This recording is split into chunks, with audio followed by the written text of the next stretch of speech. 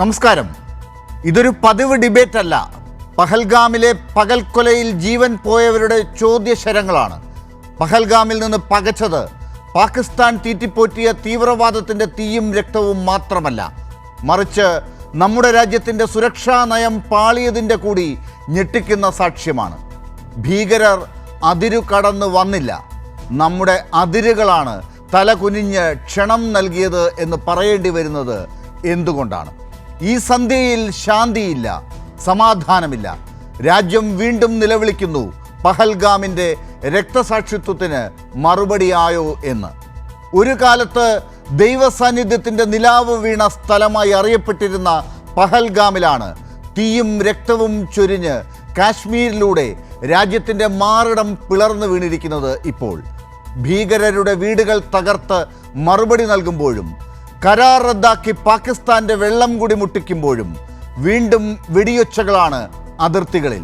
നിരപരാധികളായ നമ്മുടെ 27ഓളം സഹോദരന്മാരുടെ ജീവനെടുത്തതിന് ഉത്തരവാദികൾ ആരാണ്? ഇത് പാകിസ്ഥാൻ്റെ മാരക ഇന്ത്യ വിരുദ്ധ മനോഭാവത്തിൻ്റെ മറ്റൊരു തെളിവാണ് എന്ന കാര്യത്തിൽ തർക്കമില്ല. നമ്മളെ തകർക്കാൻ അവർ വീണ്ടും ആയുധമെടുത്തിരിക്കുന്നു. എന്നാൽ എന്തുകൊണ്ടാണ് രാജ്യത്തിൻ്റെ അതിരുകൾ നമ്മളെ സംരക്ഷിക്കാൻ കഴിയാത്തതാകുന്നത്? നമ്മുടെ അതിരുകൾ കാക്കുന്നവർക്ക് കീഴിൽ എന്താണ് നടക്കുന്നത്? അതിരു കടന്ന് തീവ്രവാദികൾക്ക് ഇപ്പുറം എത്താനും ആയുധം ഉപയോഗിച്ച് നമ്മുടെ ജീവനെടുക്കാനും കഴിയുന്നത് എങ്ങനെയാണ്?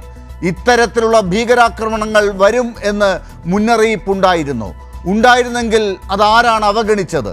എവിടെയാണ് നമ്മുടെ സുരക്ഷാ യന്ത്രം പാളിയത്? ശത്രുവിനെ തുരത്താനും പകരം വീട്ടാനും രാജ്യം ഒറ്റക്കെട്ടായി ഇപ്പോഴും നിൽക്കുന്നു. അങ്ങനെ നിൽക്കുമ്പോഴും ചില ചോദ്യങ്ങൾ ചോദിക്കാതെ മൗനം പാലിച്ചാൽ അത് വലിയ കുറ്റകൃത്യമായി മാറും. ഇത് ചോദ്യങ്ങൾ ചോദിക്കേണ്ട സമയം കൂടിയാണ്. രാജ്യത്തിൻ്റെ ആന്തര സുരക്ഷയെക്കുറിച്ച് നമുക്ക് ചോദ്യങ്ങൾ ഉന്നയിക്കേണ്ട സമയമാണിത്.